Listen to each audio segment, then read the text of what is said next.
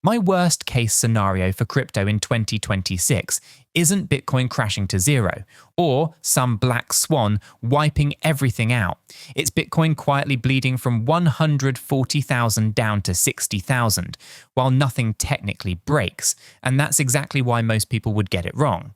Because if you're watching this thinking, okay, worst case means disaster, panic, headlines, you're already missing the real risk. The real damage in 2026 wouldn't come from fear. It would come from boredom, doubt, and the slow realization that the market you thought you understood isn't playing by the rules you memorized.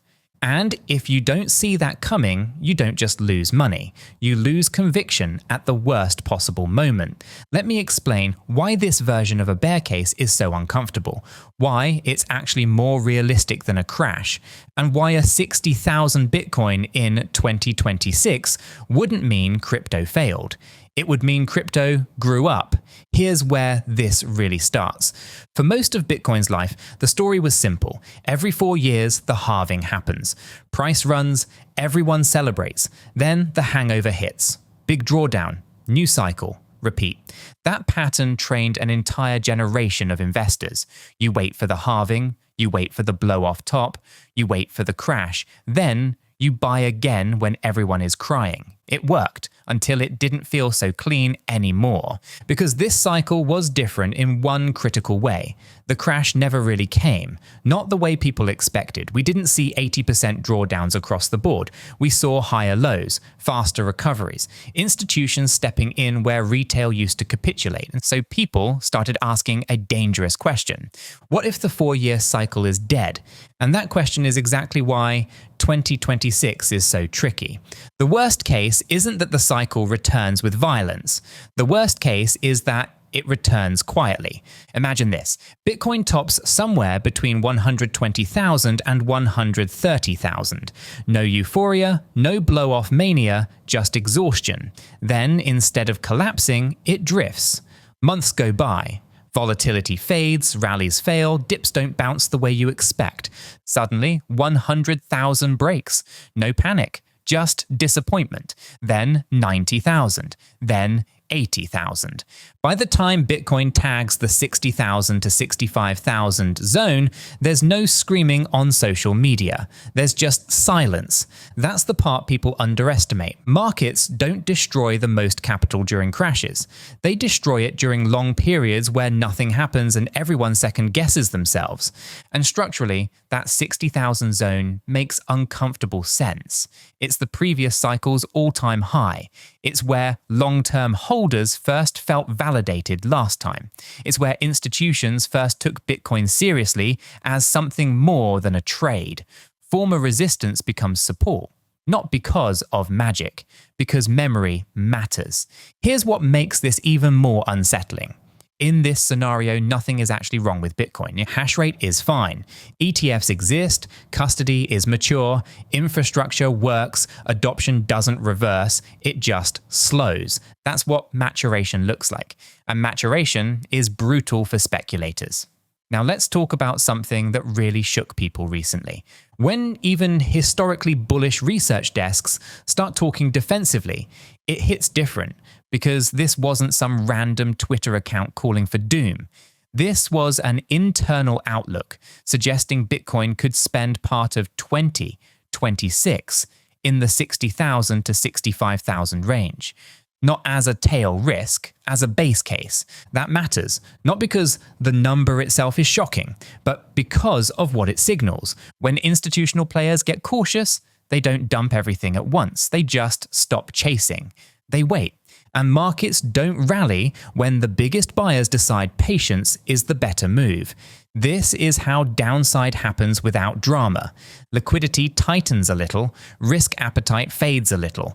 Equities rotate away from growth. And crypto, still treated as high beta whether we like it or not, feels it more. You don't need a recession. You don't need a crisis. You just need fewer people willing to say, I have to buy this right now. That's how prices compress. And compression feels worse than collapse because there's no relief.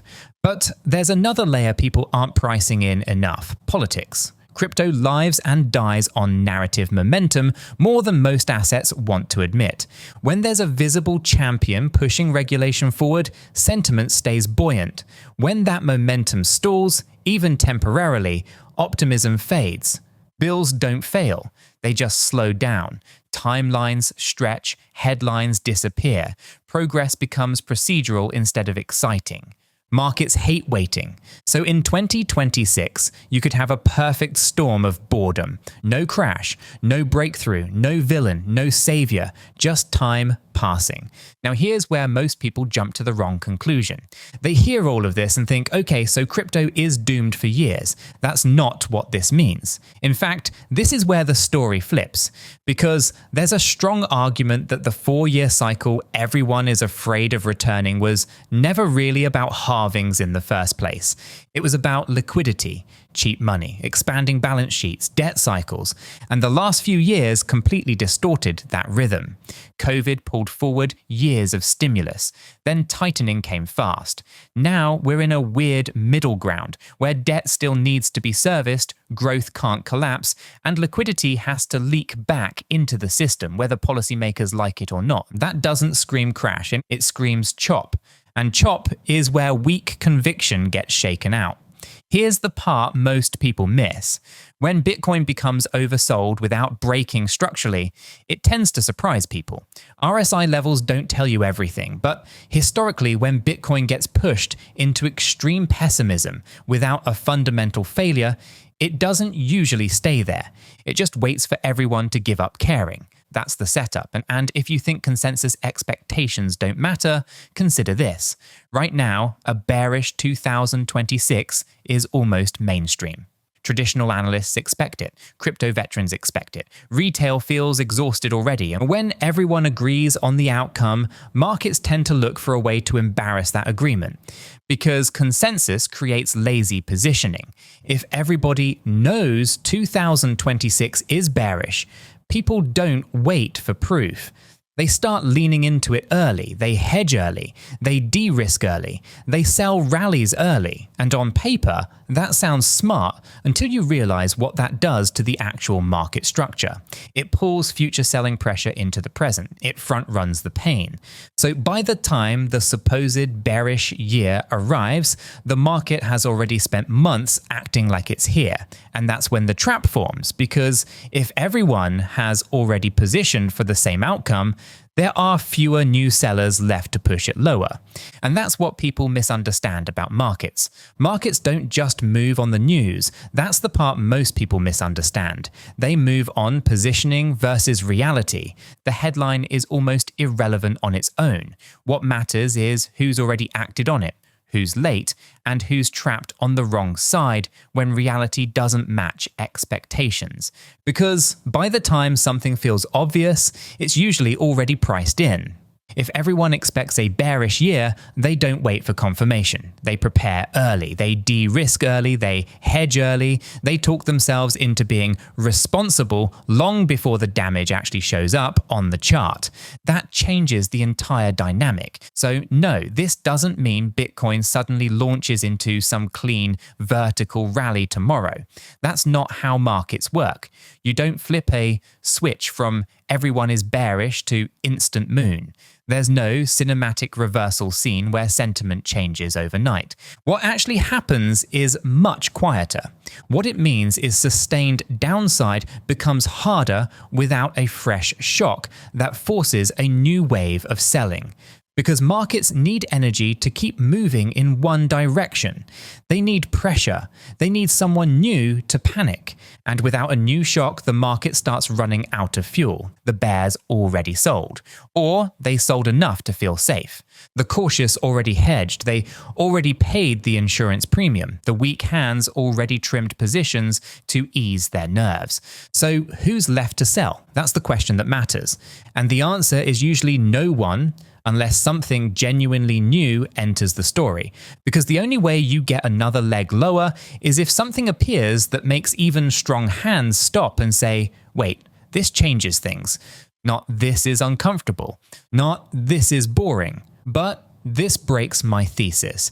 That's a much higher bar. And that's why the idea of Bitcoin living under 80,000 for a long stretch isn't impossible, but it's not simple either. It's not one clean catalyst. It's not one scary headline. It's usually a stack of things happening close enough together that buyers hesitate instead of stepping in. For Bitcoin to stay under 80,000 for an extended period, you'd likely need multiple forces hitting at the same time, and each one needs to be strong enough to override the natural instinct to buy perceived value. Because historically, there are always buyers waiting. The moment price dips, someone thinks it's cheap. So to suppress that behavior, conditions have to feel genuinely unstable. The first piece of that stack would be equities doing more than rotating. A rotation is normal. Money moves from growth to value, from tech to defensives, from aggressive risk to slightly safer risk. Crypto can survive that. It might wobble, it might bleed, but it usually finds a flaw because capital isn't leaving the system, it's just changing seats. A real downturn is different. A real downturn is when correlations go to 1, when everything starts moving together, when diversification stops working, when investors stop asking, what's the best opportunity right now, and start asking, what do I have to cut so I can sleep tonight? That mindset shift is crucial because once survival replaces optimization, risk assets don't get evaluated on potential anymore. They get evaluated on pain tolerance. And that's when Bitcoin gets treated like a levered tech stock, whether you agree with that framing or not. Not because it is one, but because that's how it behaves when fear spikes and liquidity matters more than philosophy. The second force would need to be inflation reaccelerating in a way that feels credible. Not a blip, not a strange month caused by base effects or one-off factors. It would need to feel persistent, sticky, annoyingly resistant to expectations. Because the moment central banks even hint that tightening might come back into the conversation, markets don't wait for action. They reprice instantly, rate expectations shift, bond yields jump, risk premiums widen, and when that happens, assets priced on future growth and future optimism feel it first and hardest. Because higher rates don't just affect borrowing, they affect psychology. They raise the hurdle for risk, and crypto lives above that hurdle. So when the discount rate rises, crypto valuations feel heavier even if nothing internally changes. That's why inflation matters so much to this conversation. It's not about CPI prints. It's about what policymakers sound like they might do next. And that uncertainty alone can be enough to keep buyers cautious for longer than people expect. And all of this has to happen while liquidity isn't just pausing, but actually tightening. Because pauses are survivable. Tightening is different. Pauses feel like holding your breath. Tightening feels like the air leaving the room. When liquidity tightens, leverage becomes expensive. Credit becomes selective. Risk-taking becomes painful. And crypto, despite all its progress, still reacts faster and harder to that environment than most traditional assets. So when you stack these forces together, you start to see why extended downside isn't impossible, but it's also not automatic. It requires alignment. It requires pressure coming from multiple directions at once. And that's why simple narratives about bear markets often fail. Markets are rarely destroyed by one big thing. They're worn down by several medium-sized things happening close enough together that confidence erodes faster than it can rebuild. That's the difference between a dip and a grind. And if you don't understand that difference, you'll misread the entire year. Because the danger isn't volatility. The danger is slow erosion that convinces you nothing will ever change again. That's when people sell at the worst possible time. Not out of fear, out of exhaustion. Third, liquidity would need to tighten, not just pause. This is the part most people talk about in vague terms, but the mechanics matter. When liquidity is abundant, people can be wrong and still survive. They can hold longer. They can average down. They can take risk because the system is forgiving. When liquidity tightens, the system stops being forgiving. Leverage gets expensive. Credit gets selective, speculation gets suffocated, and crypto is incredibly sensitive to that because a huge portion of its upside comes from expanding liquidity, not just expanding technology. Fourth, regulatory progress would need to stall globally, not just slow in one country. If regulation slows in one place, capital routes around it, adoption shifts, innovation migrates. But if the narrative becomes, this is getting messy everywhere, that hits sentiment in a way that matters. Because the market trades clarity, it trades confidence, it trades the feeling that time is on your side. When the story turns into delays, bureaucracy, and uncertainty, that's how you get a long, grinding compression phase. So yeah, that's a lot to line up. And even if it does line up, ask yourself this: what does a 60,000 Bitcoin actually represent? Is it failure? Or is it simply a reset of expectations? Because 60,000 is still multiples higher than most of Bitcoin's history. That price would have sounded absurd not that long ago. It's still scarce. Scarcity isn't a marketing slogan, it's math. The supply schedule doesn't negotiate with sentiment. And Bitcoin is still owned by a tiny fraction of the global population, which is the part people forget when they're staring at a chart and thinking the story is over. About 95% of all Bitcoin that will ever exist has already been mined. That number doesn't change in 2026, or 2030, or ever. So what actually changes? Who owns it? The patient start owning more, the impatient start owning less. That's the invisible transfer that happens in every long consolidation phase. Not through drama, through time. And that's why this bear case isn't really about fear. It's about discipline, and it's about whether you can hold a belief when it stops being rewarded. Because the worst thing you can do is confuse price with progress. Price is a vote in the short term. Progress is a trend in the long term. And adoption doesn't move in straight lines. It never has. It comes in waves, and then it pauses. And then it spreads quietly in the background while the headlines move on to something else. Globally, participation keeps growing. Not in meme waves, not in everybody's a genius seasons, in slow demographic shifts, people allocating a little more each year, businesses building infrastructure that doesn't care about price candles, institutions learning custody, compliance, and risk frameworks, normal users interacting with crypto in ways that feel boring because it's becoming normal, larger average positions, more conservative usage, less speculation, more integration. None of that is exciting in the moment, but it's powerful because it makes the floor stronger over time. And here's where I want you to pause and really think, because this is the part that decides whether you actually understand the game you're playing. If Bitcoin does spend part of 2026 near 60,000, who does that hurt the most? Late entrants who bought the story, not the asset. People who chased narratives because they needed something to believe in fast. Short-term traders who require volatility like oxygen, because without movement, they start forcing trades that don't exist. People who believed maturity meant permanent upside, like now that institutions are here, it can't go down like that anymore. That's who gets hurt, not because they're bad people, because their time frame is mismatched with the market they're in. So who does a year like that actually help? It helps builders, not the people chasing momentum, but the people quietly working when nobody's watching. It helps long-term holders who don't need price to validate their identity every week. It helps the people still accumulating when there's no applause, no excitement, and no one telling them they're early anymore. It helps anyone who understands that markets don't move to reward optimism or pessimism. They move to punish impatience. Because when price goes sideways or drifts lower for months, the loud voices disappear. Influencers stop posting because the engagement isn't there. Predictions stop trending because nobody wants to click Bitcoin to 400k when Bitcoin hasn't moved in 12 weeks. The daily hype machine runs out of fuel and engagement dries up. And what you're left with is silence.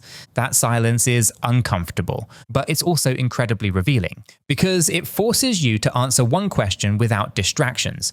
Do you actually believe in what you own? Or do you just miss the feeling it gave you when it was going up? It shows you who was here for the story and who was here for the substance. This isn't failure, it's filtration. It's the market slowly, methodically separating people who need constant stimulation from people who can sit with uncertainty without panicking. Separating those who only believe when they're being rewarded from those who believe because they've actually done the work. And right here, in the middle of all this, I need to pause and say something clearly. This might shock you, but I'm not a financial advisor, and nothing in this video is financial advice. Cryptocurrencies are highly volatile, and you could lose all the money you invest. You should always do your own research and consult a qualified professional.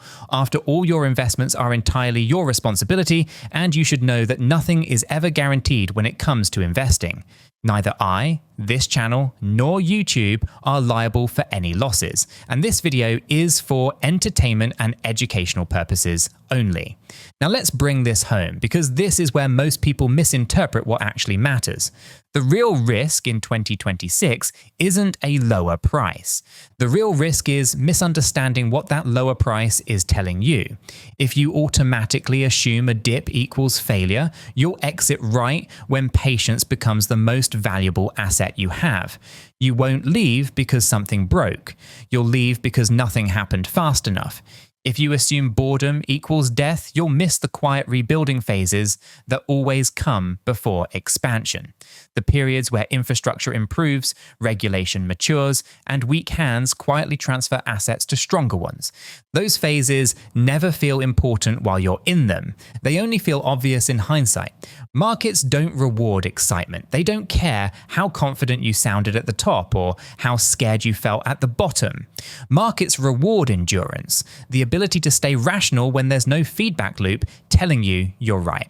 And if you're serious about understanding this space beyond surface level cycles, beyond halving countdowns and price predictions, then learning how markets actually behave over long stretches of time matters more than any single forecast ever will. That's why places focused on education instead of hype exist. Cheeky School isn't about pumping emotions or telling you what you want to hear. It's about helping you think clearly when narratives get loud, and even more importantly, when narratives disappear altogether. Because that's when most mistakes are made. The people who win long term aren't the ones who perfectly time tops or bottoms. Almost nobody does that consistently.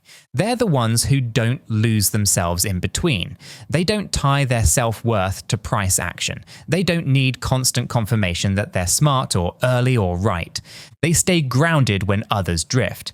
So if 2026 ends up being a year where Bitcoin doesn't thrill you, doesn't scare you, and doesn't validate you, that might not be the worst case scenario at all. It might be the year that quietly decides who's actually built for what comes next. Subscribe or watch the next video.